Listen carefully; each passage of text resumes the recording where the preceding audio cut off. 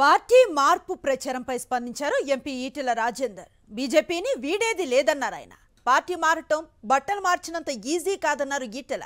గతంలోనూ బీఆర్ఎస్ నుంచి తానంతట తాను బయటకు రాలేదని, గులాబీ పార్టీ తనను బయటికి పంపించిందని కీలక వ్యాఖ్యలు చేశారు. పార్టీని మారడం బట్టలు మార్చుకున్నంత ఈజీగా ఉండదు, గుర్తుపెట్టుకోండి. బట్టలు మార్చుకున్నంత ఈజీగా ఉండదు. పార్టీని మారంటే అదొక పెద్ద జీవితంలో గొప్ప నిర్ణయంగా ఉండాలి, గొప్ప కారణంగా ఉండాలి. ఇప్పుడు నేను పార్టీ మారినాను, నేను 100 సార్లు చెప్పి పార్టీ మారలేదు అని. 20 సంవత్సరాలుగా ఏ పార్టీలో అయితే నేను ఉన్నానో, ఆ పార్టీ నన్ను నిలగొట్టింది.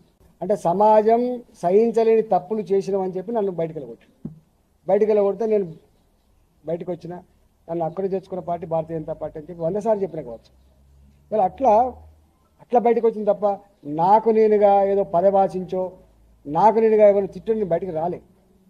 నా తత్వం ఏంటంటే నేను కొంచెం ముక్కుసూటిగా మాట్లాడే తత్వం ఉంటుంది నాకు.